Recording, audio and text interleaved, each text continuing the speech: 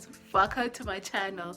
If you're new here, my name is Bantu and we discuss and react to everything and anything under the sun. Today I'm actually feeling myself. You kind of think that I'm high. I'm loving this new hair, I'm loving the hair.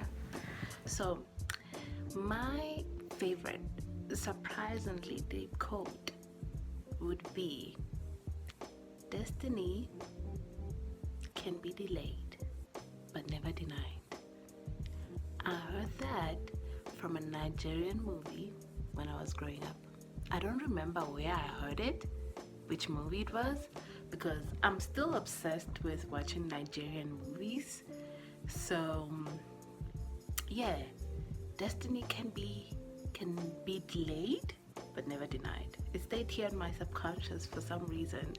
I use it whenever things are not going well in my life, and I try to remind myself that even though I'm going through what I'm going through, it shall come to pass when it comes to pass, because it can never be denied. It is mine. It is destined in the universe. So because it is mine, I own it and I believe it and I own it and I know it's here. But let's ditch the videos, shall we? What's your favorite surprisingly deep quote from an unlikely source? For me, it's, the key is to realize that life is temporary, and spending life questioning life is a waste of time. From Fred Durst of Limp Bizkit. What do they say? Say it, forget it. Right. Write it, regret it. Right. Hey, look, it was like 2011, 12. I was in the county, right? I was in East Max, and it was this old white dude, man. He had, crazy hair, long beard, little dude, short, skinny dude. He looked like Charles Manson a little bit on the real, but he was cool, super cool. He kind of stuttered a little bit, right? But we was calling him Professor. Man, he was the smartest dude I ever met. Like, to this day, dude probably the smartest dude I ever met. He was like Rain Man. We used to just think of questions to ask this dude. We used to get on the phone and be like, hey man, we used to just think of questions to ask, and this dude always had the right answer. He always had the right answer, right? So I asked him, I say, hey man, why you in jail? Like, what you in jail for? He was like, he was walking down the street and he seen a cooler in the yard, and he jumped over the fence and he opened the cooler and it had beers in it, and he drunk all the beers and passed out.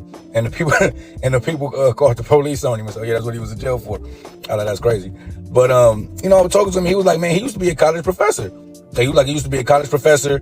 He used to, he had a family, he had kids and all that. And so I'm like, dang, so what's up, bro? Like, how did you become? Because he was living on the street now. He was homeless. So I'm like, bro, how did you become homeless? Like, how did this happen? He was like, man, just one day he woke up and he was tired of this shit. He was like, man, I was tired. You know what I mean? I was tired of having to go to work. I was tired of people depending on me. I was tired of having a schedule, and I just wanted freedom. I think he went crazy, but he was just like, he was just tired. You know what I mean? He was tired. He was like, this is the most freedom he ever had, living on the streets. He don't got to be nowhere. He ain't nobody expecting nothing from him. He just living freely. And this was the quote. He told me, and I never forgot this, and I held this to heart. This was the quote. He said, never take on responsibilities you don't have to. Never take on responsibilities you don't have to. This is not an unlikely source, but it hit me really deep the first time I heard it. It's from Carl Jung, and it goes like this. There is no greater burden on a child than the unlived life of the parent. I've got one. My favorite is, you are beautiful when you do beautiful things. And that was said by a 5-headed dragon while he was running for mayor. All right, it's not my favorite, but I had to mention this, okay? Think God stays in heaven because he too lives in fear of what he's created? Like, what the fuck? This is Spy Kids, Steve! Wrong script! Glean some wisdom? Yeah, but I'm just as confused as before. Listen, I'm older than you. How much older? A bit. I've seen more than you have. And it's all shitty. So it just depends on how you look at it.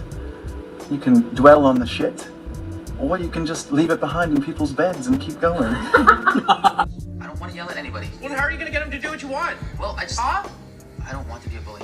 It's not fucking bully. Everybody's so soft. It's tough love. What's the difference? All right, we're teammates. We're brothers. Yeah? I go to the wall for you. Yeah? Are you my brother? You're my brother. Would you go to the wall for me? I'll go to the wall. Then you're allowed to call me a fucking useless cunt on your way there. Yeah? Hell yeah, fuck yeah. So you've probably seen this quote many times on the internet, I survived because the fire inside me burned brighter than the fire around me. Yep, very, very deep. It was literally said by this character from Fallout New Vegas that's literally like a Mormon that got set on fire and then dumped into the Grand Canyon. Also, I don't know why they cut out like the second part of that quote, but like, I fell down into that dark chasm, but the flame burned on and on, like. And I'm not gonna lie, this character just has like a lot of bangers in his dialogue. Like, the religious imagery is giving. Here's him saying it in the game. I just think it's so funny. Like, the amount of Etsy wall art I've seen of this quote from Fallout New Vegas, I love it. If someone doesn't think I'm hot, guess what? I was 19 once. I'm 41 now. It's gonna happen to you too. Last year, I worked a summer job, and on the last day of our training, our trainer said something that has stuck with me ever since. Now, he was talking about how if you can have a good day, but if you slack off during like the last hour of your shift and an accident happens, you kind of mess up the day. So the phrase he used was, "How it ends is how it was." How it ends is how it was. And I know that he was talking about work, but ever since I've heard that phrase, I've realized that human beings apply that phrase to almost everything. If I'm in a romantic relationship for 2 years and 23 out of the 24 months are great, but the last month ends horribly, I tend to categorize the whole thing as bad because it ended badly, so the whole thing was bad. Same goes for jobs. And ever since I've heard that phrase, I've been able to start looking at things differently and being like, did this just end bad or was the whole thing bad? And a surprising amount of the time, it just ended bad, but I think of the whole thing that way. For me, it's everything not saved will be lost, which was the quit screen message on the original Nintendo. Pi. The ratio of circumference of a circle to its diameter, and this is just the beginning. It keeps on going forever without ever repeating, which means that contained within this string of decimals is every single other number. Your birth date, combination to your locker, your social security number, it's all in there somewhere. And if you convert these decimals into letters, you would have every word that ever existed in every possible combination. The first syllable you spoke as a baby, the name of your latest crush, your entire life story from beginning to end, everything we ever say or do, all of the world's infinite possibilities rest within this one simple circle. Now, what you do with that information, what it's good for, well, that would be up to you. Person of Interest Season 2, Episode 11, Harold Finch. I have a pie tattoo. Thank you. I will take mine. Yeah, I say it before you go. I think perhaps you were one of the most powerful mages that I've ever had the pleasure to be in the presence of. And for this, I would offer a gift. I think it has been a long time since anyone has pointed out to you that you were a fool. Pain doesn't make people. It's love that makes people. The pain is inconsequential. It's love that saves them. And you would know that, but you have none around you. You said so yourself. You surround yourself with lies and deceptions, and I wish for you in the future to find someone who will mourn you when you were gone. I was constantly getting bullied by the kids in school, like they just kept calling me trash. And one day my pop was like, listen, homie, you may always be trash, but it's up to you to decide if you're going to be a trash can or a trash can't. The weight of my sins drags me closer to hell, but I sit in a throne that is higher than God's. From a Tumblr post about being lactose intolerant. It's also what I tell myself every morning when I look into the mirror. No matter how ridiculous the odds may seem, within us resides the power to overcome these challenges and achieve something beautiful. And one day we'll look back at where we started and be amazed at how far we've come. This is Technoblade talking about Skyblock. Minecraft. And I love it so much. People die, work doesn't. I had a coworker tell me this years ago, he would work 10-hour days, he'd come in on weekends, and it felt like no matter how much hours I put in or he puts in, like there were these impossible deadlines that we could never really meet. And I remember telling him or asking him one day, like, how do you not get fed up? Like they don't understand how hard we're working. And his response was, because he was always really chill too. Mind you, I found out later on that the reason why he was always so chill is because he was riding the clock to get a higher paycheck. Not that he was necessarily working harder, so whatever. But still, the message is the same. He said, people die, work doesn't. So kill yourself if you want to. Work does not stop because you stop. So kill yourself if you want to, but the work will always be there. then someone will always be put in the position to do it. Like if you're not able to do it, they'll just pick the next person to do it. Not to say you need to be lazy. I'm paid to do a job, so I'm here to do that job. But to kill myself in order to get that job done, aka stress, anxiety, sleepless nights, nope.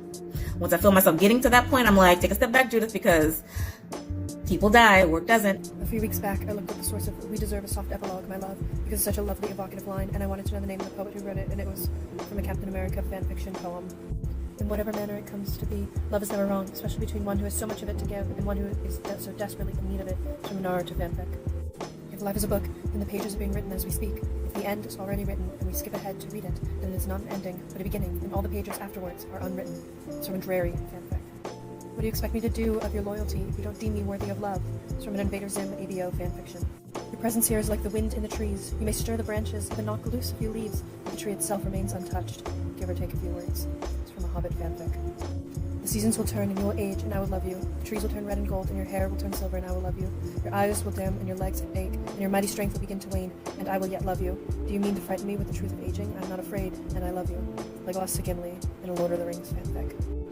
Sometimes things get broken, but what is inside is what matters, because it is what will last forever, and it will never break. Fanfiction.net, Hetalia fic. Who doesn't want to break someone they love, if even for a moment? Halo, a Frost Iron fanfic from Paxlux. The fabric of relationships is not woven by ideations of love, but what the state of being in love brings out in people. Voltron fanfic.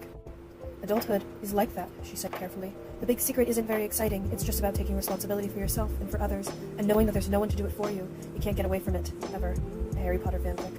And that's what love is, he thinks. It's taken him years, but he's finally beginning to understand. Love is giving someone the tools to hurt you and trusting that they won't do it. It is wonderful and a little bit scary. It is the greatest thing he will ever learn. It's from a Megamind fanfic, Cold Fusion 12 Days. When it stops being worth the hurt, it stops being worth it completely. Every Thursday, The Fallout, Hermione. Home is where your books and my books live on the same shelf. A Gilmore Girls fanfic.